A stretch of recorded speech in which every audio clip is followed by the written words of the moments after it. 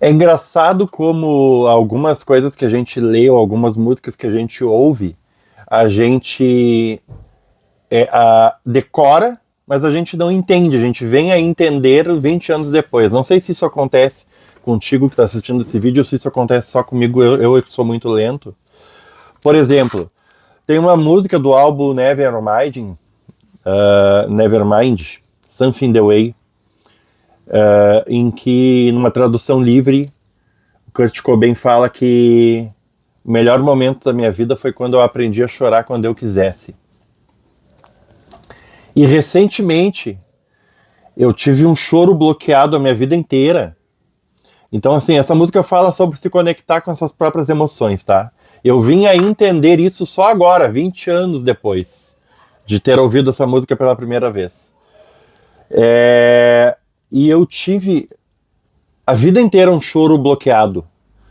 Eu vou dar um exemplo para vocês. Esses dias eu estava assistindo, não sei qual foi das guerras, se é tem várias guerras em andamento, né? Mas o repórter estava entrevistando uma menina que devia ter aproximadamente uns 6 ou 7 anos no máximo. E perguntou para ela assim, onde é que está o seu papai e a sua mamãe? E ela disse, papai e mamãe estão mortos. E os seus irmãozinhos? Meu irmãozinho tinha 2 anos, ele está morto também. E ela disse isso sem chorar. Por que ela disse isso sem chorar? Porque ela não estava sofrendo. Eu sei por que ela disse isso sem chorar. Poucas pessoas sabem por que ela disse o que ela disse sem chorar. E infelizmente eu sou uma delas. Quando a pessoa ela perde a capacidade de chorar, porque o choro é o nosso corpo manifestando, é quando uma emoção transborda, né, e ela sai em formato de choro para aliviar aquela dor, né? Mas nem sempre o choro ele vai acontecer quando a emoção transborda. Quando a emoção transborda, quando a emoção é muito intensa, a pessoa ela pode não chorar, pode acontecer, pode psicossomatizar, que são doenças psicossomáticas, ela pode desenvolver depressão, pode desenvolver depressão com quadro de síndrome de pânico associado. Tudo isso por não chorar. E começar um tratamento medicamentoso para conseguir lidar com as coisas que aconteceram e tudo isso por não chorar. Eu sei disso porque até as enchentes do Rio Grande do Sul e as tragédias, e nós fomos parcialmente atingidos por aí, porque a nossa casa foi parcialmente, a casa que a gente mora, essa casa que foi parcialmente destruída, porque foi destruído telhados, entrou água pela galeria, pelo chão, porque a gente mora em cima de uma galeria da Corsã, água misturada com esgoto, faltou luz, ficou sem água muitos dias, aí como eu tenho 2 filhos autistas, a gente teve que ir para um hotel. Fica aí que você vai entender a conexão, tudo isso tem uma conexão, tudo que eu estou falando se conecta.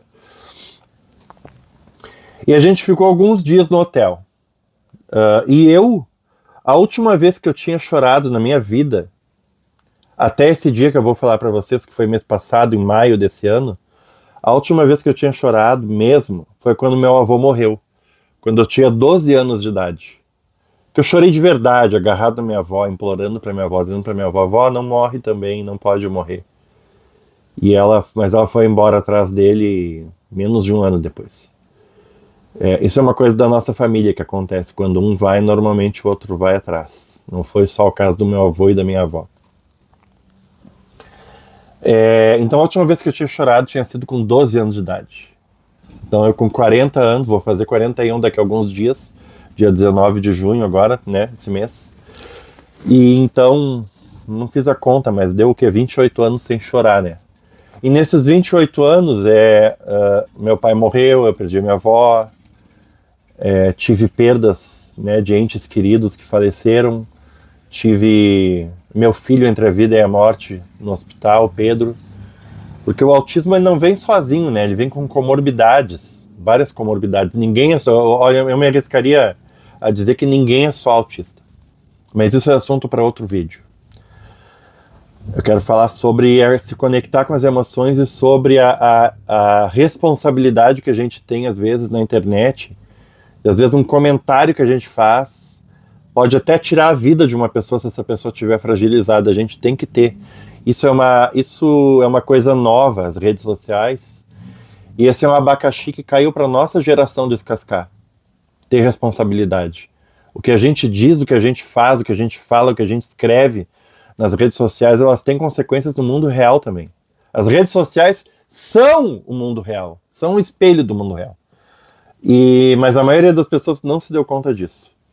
Então, assim, eu chorei quando meu avô morreu com 12 anos de idade. Tive vários sofrimentos que me fizeram conhecer uma ambulância por dentro. Atualmente eu tomo 4 medicações todos os dias por orientação médica. Eu tive uma síndrome de pânico que parecia ser um infarto. E depois eu tive um infarto que parecia ser um infarto e era um infarto mesmo. E eu tomo medicações tanto por coração quanto para depressão e para quadro de ansiedade. 4 medicações todos os dias, 2 ao acordar, 2 antes de dormir e uma que fica guardada, que os médicos chamam de guardada, para quando eu sentir que eu vou entrar em pânico para eu tomar. Então essa eu não tomo todos os dias, tá? Então são 4 todos os dias e uma eventualmente. Por acaso hoje eu tomei. E em maio, quando a gente foi atingido pelas chuvas e fomos para hotel, porque as crianças não conseguiriam ficar em abrigo da Defesa Civil e nem em nenhum abrigo. Eles são autistas nível 3 suporte e o Breno muito mais acentuado, entra em crise e tudo.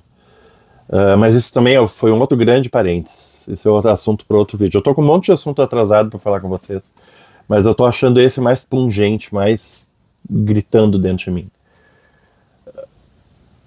Quando eu saí do hotel, a gente ficou alguns dias, a gente deixou a casa abandonada. 3, 4 dias sem vir aqui. E a gente tinha deixado nessa peça as coisas que a gente não tinha perdido pela chuva, pelo esgoto e pela chuva, a gente deixou nessa peça, que era a única que trancava, que continua inclusive destruída a fechadura aqui. Invadiram nossa casa e levaram o que a chuva não levou, os bandidos levaram, saquearam. E ali foi a primeira vez, desde os 12 anos, que desencadeou um choro em mim que durou, olha, 1h30. E durante esse choro desesperador, em que eu não conseguia nem falar direito, eu gravei um vídeo chorando, de poucos minutos, contando o que aconteceu e pedindo ajuda. E depois dessa vez, parece que desbloqueou dentro de mim o choro. Eu passei a precisar tomar menos remédio, até que uma pessoa me enviou um áudio, que eu não tenho coragem de ouvir de novo, debochando de mim, dizendo assim, seu fresco, chorando, as pessoas ficarem com pena de ti, provavelmente vizinhos que odeiam meus filhos, porque meus filhos fazem barulho, né? E essa pessoa tirou de mim o direito de chorar e eu voltei a tomar remédio com a mesma frequência que eu estava tomando antes, na mesma quantidade que eu estava tomando antes e até mais. A pessoa... Aquele direito de chorar que foi devolvido pelas enchentes, pelas chuvas do Rio Grande do Sul, eu fui liberto, eu consegui me conectar com meus sentimentos de novo, e pela primeira vez na vida, em 28 anos, eu consegui chorar. Depois daquela vez eu estava conseguindo chorar, todas as vezes que eu sentia vontade de chorar, eu estava chorando. Depois que eu escutei esse áudio dessa pessoa, a pessoa se deu o trabalho de gravar um áudio de 8 minutos. Eu perdi a capacidade de chorar. Ela tirou isso de mim. Não sei por quanto tempo. Ela tirou isso de mim. Agora eu tô chorando dentro de mim, não tô conseguindo mais, eu não consigo mais. Tá? Agora eu estaria chorando se essa pessoa não tivesse tirado isso de mim. O vídeo não é para isso, mas para finalizar, eu tô trabalhando com um carro alugado. Os meus filhos, eles fazem terapia. Amanhã, ao final de cada semana, a gente paga 1.900. Eu tô conseguindo dar conta da fralda, do leite, da comida, e falta R$ 1.348 para pagar a clínica amanhã. Tô saindo para trabalhar agora como Uber, mas é impossível eu fazer 1.348 de lucro até amanhã. Então eu imploro, por favor, se você assistiu até aqui, ajude como puder enviando qualquer valor para que os meus filhos continuem com a terapia deles. Deus abençoe.